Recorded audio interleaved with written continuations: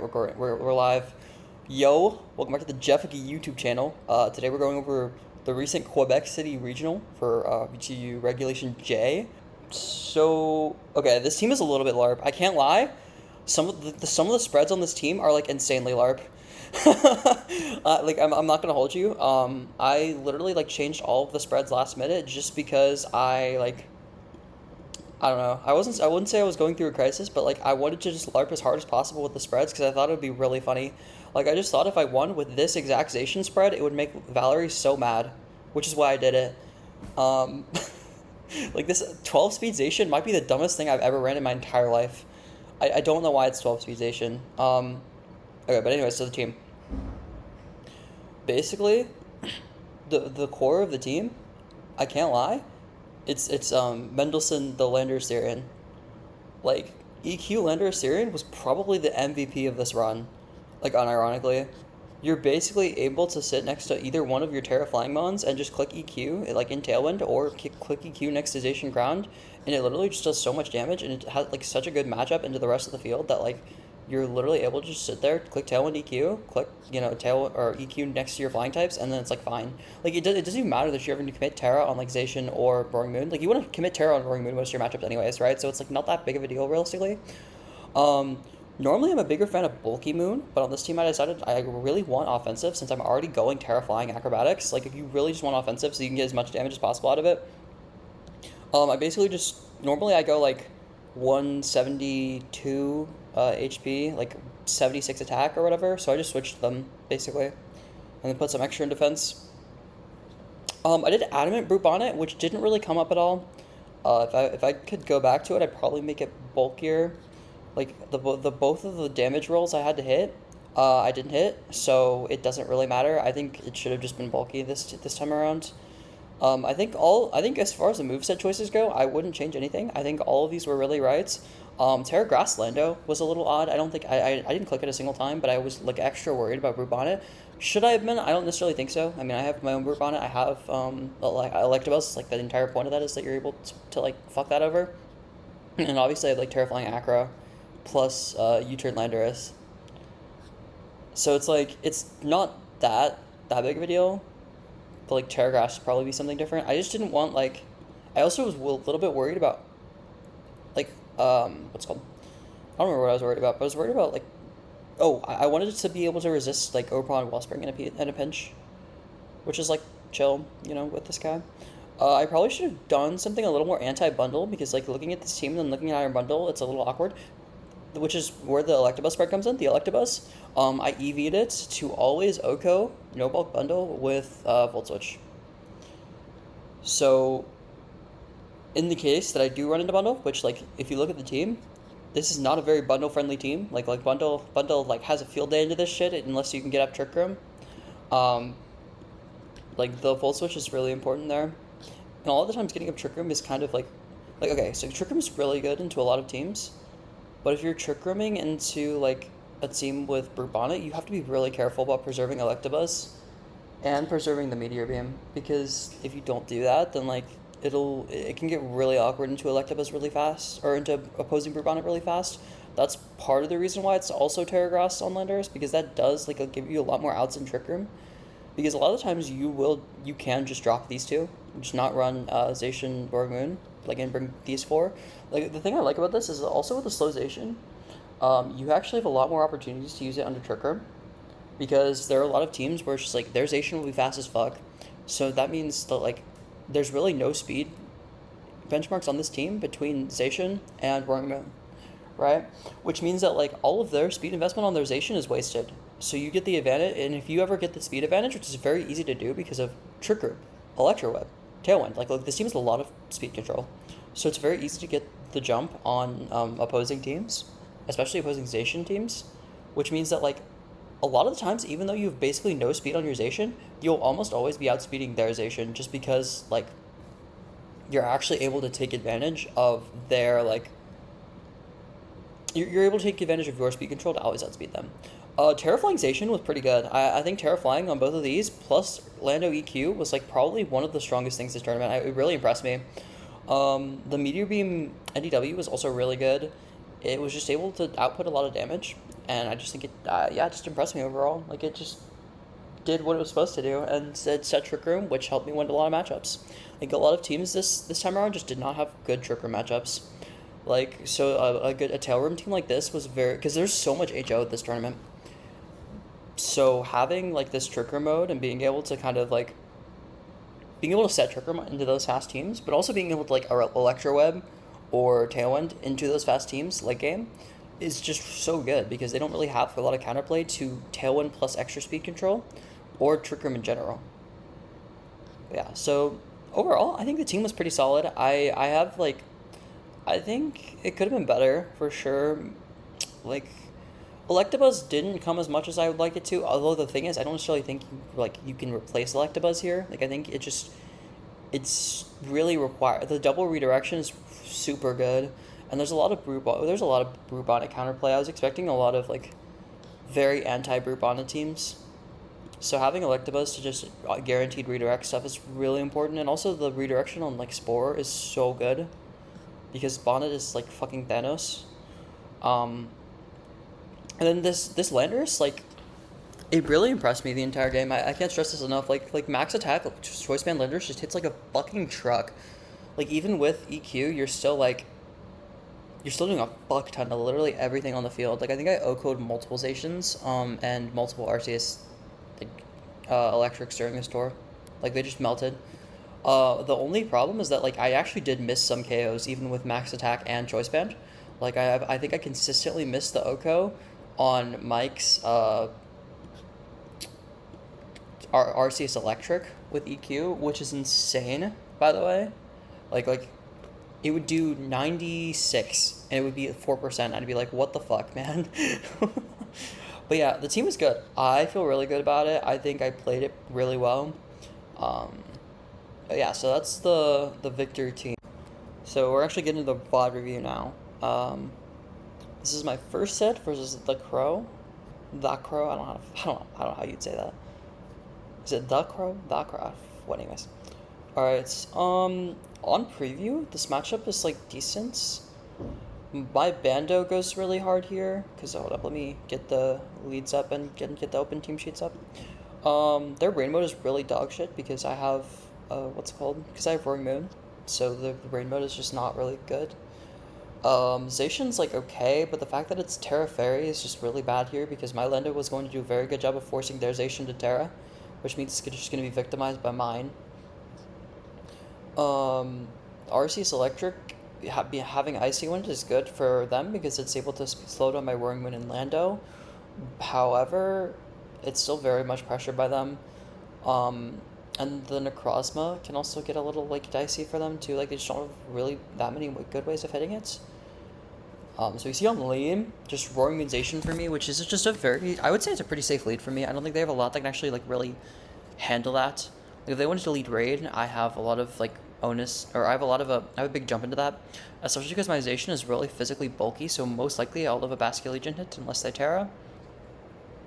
Also, into a lead like this, it puts me in a pretty big advantage, because I can just hit the Memo or the Bonnets here. I think the thing is, I probably could just double Bonnet here and kill it. I could also set Tailwind, which would put me in a big advantage next turn, especially if the Memo goes for the OCO on my Moon. Because I really need to get Tailwind up, because my Zacian is really slow, right? So if I don't get Tailwind up, their Zacian and their Arceus can be a huge threat, especially if the Arceus just starts Icy Winding me, because I am slow enough on the Zacian to where I do underspeed the Arceus. So what do I do here? I think I just protected, and did I Tailwind? Yeah, okay. I think this is pretty safe for me, because obviously on this board the most threatening mod here is the Zacian. I think they were playing too safe with the protect there. I think they should have just attacked the Roaring Moon and tried to sleep me. But getting the Tailwind up for free like that is really good for me, because it means that I'm like in a big advantage here as far as like speed goes. So then it was pretty easy to just Terra Flying and catch the Memo. I don't know, that Crypt might have mattered. I'm not sure. It depends on how physically bulky the Bonnet was. Oh no, Crypt probably didn't really matter, but it's fine. Okay, so the Icicle Crash Miss definitely matters. the having Roaring Moon on the field for an extra turn just means that like now this turn, I'm threatening to Behemoth Blade the Mammo, and like just attack into the. I can just kill the Bonnet, and then Behemoth Blade the Mammo for free, and it just dies, and then I'm like big chillin' because I have the speed advantage. I can protect and get Tailwind again next turn. Like I still have 2 mons in back that are unrevealed, whereas like his mons are like he lost 2 mons. So like missing that Icicle Crash puts me like way up in terms of like just the game in general. Now I can just protect pretty much for free, kill the Mammo. I believe, I don't know, I gotta say, he player ups there. If he had SD'd, it could have gone maybe a little bit scary, but it's fine. Yeah, so now I get Tailwind for free, I get to kill the Bonnet, and now I'm pretty safe. He does player off and kill my Moon, but it's fine. I still have Bando in back, and I'm Terrifying, so I can literally just come in and EQ. And it's kind of just whatever. Yeah, EQ comes out, and you'll notice I don't believe it actually. I was gonna say I believe his Arceus lives my EQ every time. I don't know how, like I don't know how he EV'd it or what he EV'd it to do that, but it's really unfortunate for me. The fact that this is also max attack Lando is like really disappointing. I'm kind of impressed that it lives that. Also, him clicking SD there was low key a little bit of a throw. Like if he hadn't clicked SD and he just attacked my Lando, he could have definitely won. But even then, even then, it's still fine. Just because what's it called was clicked on that turn. Icy Wind was clicked on that turn. So it'd be very easy for me to just look. It would have been hard. I could have won this endgame still because like Necro just does pretty well in this endgame. I just need to be very careful about his station. But he didn't attack, so it's fine. Okay, so game 2, I believe I lost this one. Yeah. We gotta get to the protagonist's point of view. Okay.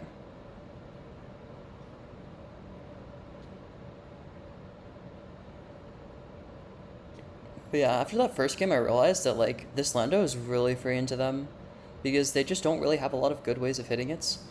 So it's really like if I can just come in, I can just click like Tailwind EQ and just start like doing a fuck ton of damage, and especially with like Terrifying here, it's like really free for me, and especially because he got greedy and clicked what's it called there, clicked SD. This is like really free for me. I just aggroed there and clicked Acro. I believe this is a fuck ton of damage. I was gonna say this did like 81 to ammo, which like really impressed me. But Terrifying Acro just kills the Zacian from here, which is like really good for me. It doesn't kill the Zacian. Oh no, that's how I lost. Yeah, but it doesn't kill the Zacian, so it just got like really dicey. From here, I believe. What did I do here? Did I Trick Room? If I Trick Roomed, I won. Oh, I'm the goats. Never mind, I just lost a Bonnet. Yeah, that's the thing. Okay, that's what I did wrong here. I guess I needed to Trick Room though. So I think I just kind of lost. Okay, how could I have done this better? Because it's like, I think the lead was fine. I just think that like it didn't. The Bando getting what's it called Icy Winded was really bad, and also the Zacian like living that combination was like I didn't expect it, and it also just like it just didn't work very well. I think I should probably like realize that from like how much damage it took from the Bando, that it would just be fine. But the Icy Wind comes out, yeah. Well, then the Mammo comes in.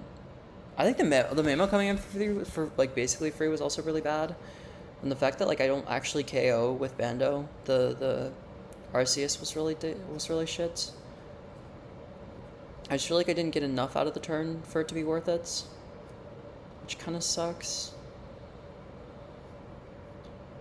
Yeah. Like I also got this turn right. It's just like I don't think I had enough momentum to like actually get anything done from here. I just needed to wake up early to win this, I think. Like if I KO'd, I also needed to KO Bonnet, or I needed to KO. Ooh. I think KOing Bonnet there is fine. I just needed to KO the Zacian. Or I just needed the Zacian to live, and it crit. Yeah, that crit for sure mattered. Okay, that's actually really bad. If I didn't get crit there, I think I won. Actually. Because I'm like really defensive on the Zacian, so it's for sure lived. And then I would underspeed both their Zacian and their Arceus, and and if I woke up, like, if I got a 2-turn sleep, I would just win. That's unfortunate, but that's fine. I hacked them the first game with the Icicle Crash Miss too, so it's like whatever. Okay, game 3. Such perspective. I just led the same thing from last game. Oh no, I didn't. I led the same thing from game 1. I thought I led Bando again, but I guess this makes sense also. I feel like I think Zacian just lets me put on an early advantage better than Lando does, especially because Lando doesn't even KO the Arceus Electric. I don't think I doubled the bonnet, but the player of miss was kind of bad here. It just means that, like, in this board state, I'm really, really passive. Getting the Lando in here was good, though, because it means that, like, I'm actually able to start just, doing damage, and I don't know if he misclicked here or if he doubled Spore, predicting that the Zacian would swap. Either way, it's still good for me because I got this guy in for free, which means I'm able to click Terra Flying EQ, and I'm just able to, I believe, cleanly yeah, the Zacian just dies, and after that, like, it's just over, especially since he didn't click Rage Spore there. If he clicked Spore, it might have been fine. It's just, I don't think he respected the fact that I could have just Terra Flying EQ him, so it was kind of just over from here. Like, there's not really a whole lot he can do.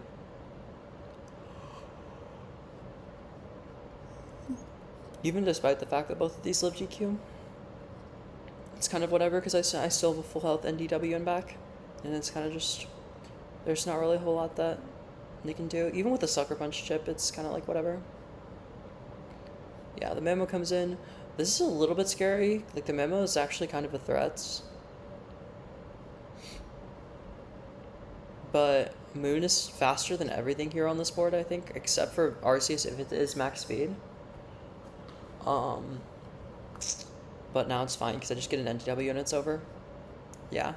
I think in general I played this one pretty well. I think the last one I honestly just got unlucky. Like, I just got crit, and then, like, I didn't wake up immediately, so it's like kind of whatever. Like, I don't think there's really much I could have done better to actually win this one, so I feel kind of okay about losing it. Like, it's not that bad. But also, the first game I, like, also hacked stem a little bit, so it's kind of, it evens out, So then set 2 versus Bolts. I think Bolts actually is a really good matchup into me. Like, this Terra, or like, not a good matchup, but like a definitely a playable one. This Terrifier NDW is like really strong into me, and Bolts definitely like outplayed me the first couple turns. Like, this was definitely like very losable for me. Like, I believe they just got every single turn right for the first couple turns of the game. Yeah, like, I spored into the Ogerpon swap. Now my Brute Bonnet has to take an Ivy Cudgel to actually get, so that my, I can click Spore and my Necrozma can get in. And for whatever reason, I didn't click Spore into that slot. I should have probably clicked Spore into the Zacian slot here, but it's fine. What both should have done here is they should have followed me plus subbed. Because if they sub, then that means the Zacian will no longer be able to get hit by the Bonnet. It means that, like, they basically just force a really unpleasant situation for me where I have to, like, respect their sub up. Either way, getting up Trick Room is still really nice for me because most likely I can KO this Ogerpon. Like, I believe I doubled the Ogerpon here and it just died. So that's really good for me. I think they just played too passively into Trick Room. They needed to play a little bit more aggressively. They needed to follow me sub there, or just sub in general. And this Terra was also just not good. Like, I don't think there's really any reason for them to Terra that here, because it just makes them weak to my Bonnet, realistically. Like, because their Indeedee was walling my NDW before this, right? Now that I've exhausted Meteor Beam, my only way to hit them was Moongeist Beam, which means that because they're a normal type, they're just completely walling me. And they basically just needed to not Terra that, because that was the only way that they were actually walling the Necrozma. And now it's fine, because the Bonnet can kind of just do whatever. I don't know if that crit mattered. I am adamant Bonnet, so it's like very possible that it did or didn't, but you know, it doesn't really matter at this point because it's just over. And Bonnet like just barely doesn't KO the Necrozma, and my Necrozma finishes it off. So we learned a couple things from this game. My Necrozma's slower. My Bonnet is like slower than all of their stuff. So I assume they have a pretty fast Necrozma. And I think their Necrozma's 124 because this is based off the sample team. My Zacian's for sure slower than their Zacian, almost certainly, because I would assume it's pretty fast Zacian on that team. The Bando, I don't remember exactly what I brought him back. I think I brought Zacian Moon because Zacian Moon late game was really good into this team.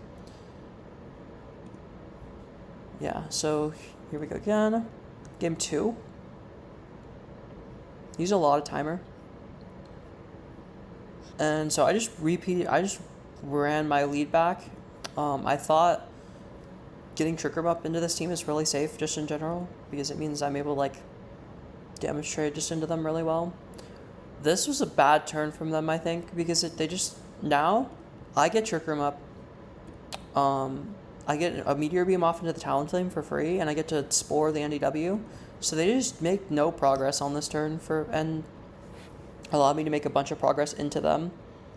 Like, their turn one, I think bringing Talonflame at all in this matchup is kind of, like, bad for them, because, like you can only really have Talonflame up in the back. What you need to do here is you need to find some way of just removing my Bonnet as fast as possible before it can get a Spore up. Like, if you can remove my Bonnet as fast as possible, and then start follow-meing with Ogerpon to, like, redirect all the other attacks and allow their Necrozma to get a Moongeist Beam into mine, then they can actually win this. It's just very hard for them to, like... I just think it's very hard for them to touch this combination specifically, and then they just kind of get, like, fucked up under Trick Room. Yeah, like you see here, Spore is free, Moongeist Beam is free. Like, they just can't really do anything in this position. I think they just needed to try an offensive on it, and this didn't, like, it just didn't really work for them. Yeah, and then this dies, and then it's just a 4v1, so it's over. Yeah, this was a pretty dominant set for me. I think they just don't have a lot. I thought this was a bad matchup at first, but it's really not. Like, they just don't really have that many ways of making, like, progress into me. Like, the Trick Room part of my core and my Necrozma being slower than theirs is really important here, because it just means that, like, they can't really do anything.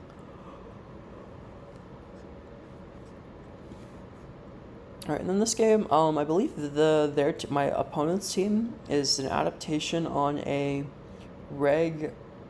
what's it called? A Reg I team with crowned over Heroization. Yeah, so then... And I think Moon in general is just really free into this. They don't really have much good speed control. Like, their only real speed control is the Pelipper. And so you know, Moon plus Zacian is just really free into this. I expected them to just Terrifier turn 1 on the Wake. Like, I expected this from them just because, like, I saw the Terrifier and I was like, there's really not any reason for them to not go for it. So I decided to get Tailwind and chip and attack the Zacian instead, because I'm not trying to, like, attack into a Terrifier. That's just, there's no real, like, gain from that. I got the Acro, got some small chip into that. Missing the Pelipper was really bad there, because it just means that they get to match Tailwind. So now that, like, now that my slow ass Zacian is facing out this Timid Wake, and it's just gonna die, which is just really unfortunate. Like, it just, and instead of taking the Peli with me, like, now they have Tailwind matched, which is just super unfortunate for me, because I believe they probably outspeed me now with everything. It's fine, because now what I can do is I can just Meteor Beam the Peli, which misses, of course. I believe I set Trick Room here. And I think that's the only way I won this. I think I set Trick Room and they didn't bring King Gambit. Because if they had brought King Gambit, I actually think I just lost this. Because I had, like, I think Electabuzz in back, and I just did not really have any real way of hitting the King Gambits. Oh, I didn't. Okay, I see what I did. I just double protected. Yeah, and because they were... because I brought Ogrepon over King Gambit, I still won this game. Like, because I was able to click Terrifying Acro into this Ogrepon the next turn and then just win from there. Yep, and that just dies. And then the Zacian dies to the Electabuzz the next turn. Yeah, it was like, I think their team was just not good. Like, this is a Reg I team, and I don't even think it's a good team in Reg I. But it's kind of just like 6 months slapped together, like 3 water types, 3 steel types. It just doesn't really do anything, you know? Like, I don't know. I don't think it's a good team, just period. And I think the fact that like I had to miss that much just for them to have a shot at winning was really bad, and they just didn't bring the King Gambit, which they needed to bring here. Like, I don't understand why they didn't bring the King Gambit into the NDW matchup, right? Like, they tried to rectify this mistake here, and they led the King Gambit, which is a problem because they just let my like Zacian trade into them for free. For like no reason. And they also clicked Troll Guillotine here. Like, if they had clicked non-Guillotine here, like, they might have actually done damage to my Zacian, and that might have actually mattered, but like, it doesn't really matter now, because all I have to do is just Terra and EQ, and it's like kind of just over. They can't really do a whole lot. And after the Gambit goes down, it's basically just over. Especially because their Ogrepon just fucking melts to the player off, so yeah, they have no way out here. I clicked SD because to capitalize on a possible Zacian Protect here. Just because, like, if I get the +3, then I can out trade their Zacian even if they KO my Landorus. So now now both these die, and that's that. This is a pretty, like, I don't think this is a very hard matchup for me. It's just kind of just click buttons. I don't know. I think their team is just not good. So there really wasn't anything I had to do out of the ordinary. Okay. So me versus Pasta. This matchup, I believe, it's pretty similar to me versus Bolts. The Sneasler can be probably a bit annoying, and also it being Water Blast on the Zacian is also kind of annoying, because it means that this is a little bit less free. Also, them leading the corner pawn means that this is less free. I think I tried to just double the Ogrepon, or double the Necrozma, but it didn't really work out for me. I did get the Trick Room up, which is really nice. Oh, I did not. Oh yeah, I was trying to just Oko the Necrozma, but I basically just got red on turn 1. However, this does mean that I get the Moon in for free, which is really good, because the Moon just trades really well into their entire team, especially if since they probably didn't bring Talonflame back. I think the Tarot was probably for no reason, since they, like... Okay, I did live, so it is good that I clicked that. I wasn't sure if I'd live that. It was, like... It was just... It might have been a roll. I think I know Life Orb NDW is, like, really strong, so I didn't entirely expect to live. I believe here, yeah, I believe here I just attacked the Zacian. But yeah, now my own Zacian just comes in and it wins the game. Yeah. If it was Talonflame back, it was maybe doable, but they just didn't really have anything. Okay. So then they lead Talonflame this time, which I don't, again, I like based on like how last time, I don't think leading Talonflame is right for them, but this is fine because they got my lead right. But then because my Landorus is so fucking like fat, it just straight up lives the Zacian hits, which means I'm able to chip the Zacian, I'm able to break Gale Wings on the Talonflame, I'm able to get Necrozma in for free, and all I have to do here is I just attack what's in front. Oh, okay, I remember why I did this. Basically, I figured no combination of double up from these two mons, especially at -2, were ever going to KO the Necrozma. So getting Trick Room up was super free, especially if I Terra, yeah. So I just got Trick Room up for free here, and then I can just click Rock Slide plus Meteor Beam, and it's like pretty much over. Yeah, I just click Rock Slide Meteor Beam forever because they have like no real ways around it. Or Rock Slide Moongeist Beam now. And now that their NDM is also NDW, sorry, is still faster, slower than mine, they will just get Moongas beamed. So yeah, this is a pretty clean matchup too. I think this like HO stuff, it's a little outdated. I feel like it just doesn't really have a good time into my like semi room at all. Like I'm just able to kind of get on trick room and like completely like deal with them basically. I just don't think they really have any outs into that. So then this is top 8, I think. No, this is top 4. This was semifinals. That was quarterfinals. This is semifinals. So they just came off of the back of beating Mike, which is like low key. They were on fire, but I came in. I looked at this matchup. They don't have any switch-ins to Earthquake. They have literally negative switch-ins to Earthquake. So I just led Tailwind Earthquake. And I'd also seen how they led into the other team, and I saw that they led a lot of double restricted here. So I realized, like, my Zacian's really fat. I don't really care what their Zacian does. Especially at -1, they're not really doing anything. I just decided I can click knockoff plus EQ here for free. Like, this NDW is really threatened in this position, especially because it doesn't have protect. So I can just EQ for free, and then I can knock into this slot to block a possible Meteor Beam. And if they're not clicking Meteor Beam, they're just not doing really any real damage. Yeah, so we see here. So knockoff, I don't think they click Meteor Beam. I don't know. They clicked Sacred Sword too, which is like super bad. I don't understand why they didn't click Play Rough. Because even if I tear it, I would have teared flied. So it's just, yeah, Sacred Sword was just a really bad click there. And then either they clicked Trick Room, or they didn't outspeed my Lando. I think it was probably the latter, because I just, because my Lando's pretty slow. So it's very likely they just clicked Trick Room because they were calling it Tailwind. And they basically just lost on turn 1 because they just had no way to come back from losing both restricteds for nothing, basically. In game 2, I thought I'd do the same thing, because it's like, if that didn't work the first time, it'll probably work the second time. I don't remember exactly what I did here. There's a couple things I could do. I could U-turn the Talonflame. I can also just knock the NDW again. I think that's what I did. I think I knocked the NDW again, because even if they set Tailwind, most likely they probably will not outspeed me in Tailwind, even with Tailwind, because of my booster.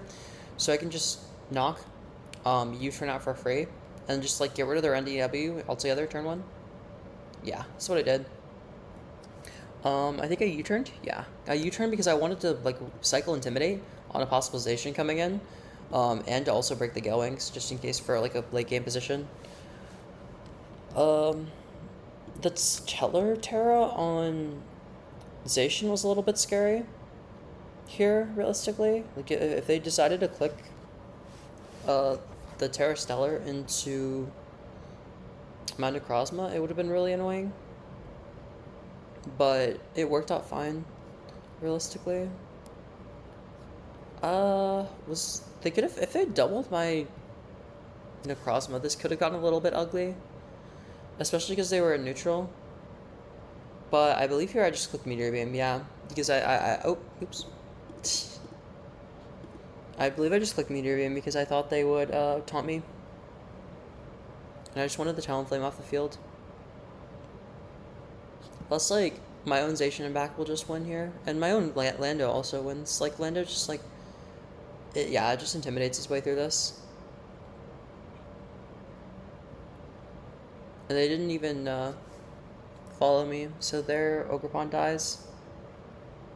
Regardless. And then my Zacian comes in. This Zacian cannot win the 2v1, especially at -1, and with its Behemoth Blade already stellared. So that was a really quick 2-0. I think the matchup was bad. I don't think they played it very well. I just don't think they really had many outs into this. They just like did not make any of the correct plays. I think they just got every turn wrong, TBH. Because Yeah, and I don't think they really had the defensive backbone to actually like take on any of the things that I was like doing, especially not the Banded Lando. Okay, so now finals. This matchup is like low key really hard. I thought that I was thinking like during the sets that like I could probably get the first game just off of like VP's unfamiliarity with the matchup. Like I can probably skill diff the first sets, but then the second set and the third set are going to infinitely harder as he like actually learns how to play the matchup. So my thought about this was that like I need to be it's Terrifier Zama. So I need to be very careful about when I use the Meteor Beam. I also need to be very careful about how I'm using my Zacian because the Ting Lu is like really annoying here. Like the Ting Lu being able to come in and just basically entirely wall out my NDW is just really hard here. And it just means that I have to be really careful and I have to really preserve my ways to hit Ting Lu into the late game. The bundle lead is also really annoying. So the first game, I think I knew I could get a game out of volt switching the bundle, just straight up because I specifically calced my Electabuzz to Oko bundle, so I knew he would never expect my Electabuzz to just volt switch an Oko, especially because we talked earlier about my set versus Valerie, and that my Electabuzz was not EV to Oko, and it was like a 30% roll. So I figured he would expect my Electabuzz to just never Oko, even though I changed my Electabuzz EVs to specifically Oko this right before the tournament. So basically, what happens? I volt switch, the bundle dies turn 1. And because of that, I'm able to actually just secure a really big lead. Especially with the double miss is like really unfortunate. But it also does reveal that like his Zama is slow as fuck. My Zacian is already like really slow, but his Zama's even slower. Like his Zama's like barely any speed investment, just like based off of like that first turn. So now the bundle goes down, which is really big because now it means I can actually start pressuring with Dawnwings and Lando. And from this position, the Zekrom is really threatened. Like the Zekrom does not really have many good ways of, does not really have many good ways of like doing anything on this board. And now the Meteor Beam is also really free to rip into the Zama because there's no protect on it. And from here, it's basically just over. Especially with that being revealed from in the back. Because now I'm able to just try and damage the Zekrom, scout out a possible protect. I believe I Terra Flying here on the Zacian. I did. So now I wall out the Ting Lu. I can just cleanly come in and Oko the Zekrom. Ting Lu walled, and then that's just that. I missed player offer too, but it like doesn't really matter. This is over. Alright, game 2. This one was a lot harder for me because now that I got my like little trick line, game 1, it was like the trick line game 1 of just KOing the Electabuzz. I knew he would not let me do that a second time. So I figured, you know what, I have to readjust my game plan. I have to lean into a little bit harder to NDW, especially because of how good it was last game. So I led the Roaring Moon. I think this was just a mistake for me. I don't think the Roaring Moon should have ever come out in this matchup. Roaring Moon is really bad here. I don't know why I brought it. I think I learned from it the third game, but like yeah, Roaring Moon was just never the bring here. And especially because I outsped. I got outsped. Yeah, it was just a really bad turn 1. Like I clicked Meteor Beam into the wrong slot. So and I just got like no damage on the Zama. So now that the Zama can just start snarling for free. And the Moon just died for nothing. So it was just like I completely wasted a slot. Yeah, and now like the bundle's gonna die, but like I'm just gonna get snarled for no reason. And it's kinda just like, oh fuck, you know, like now I'm getting a lot of damage down onto the Zama. Like the Zama's low, but it's not very good for me because I'm still kind of like in an awkward spot. I probably should have just attacked the Zama here maybe, or like broken the Sneasler Sash, but I think I think no, I think saving myself from chip on the further chip on the Necros was really good because I think I set Trick Room here. And then this is what happened. Actually think this ended the game. Getting the sleep on Landers was so big here because this just meant that like I would literally never like actually. It just means that the Ting is completely uncontested now. Like I have no real ways of beating the Ting.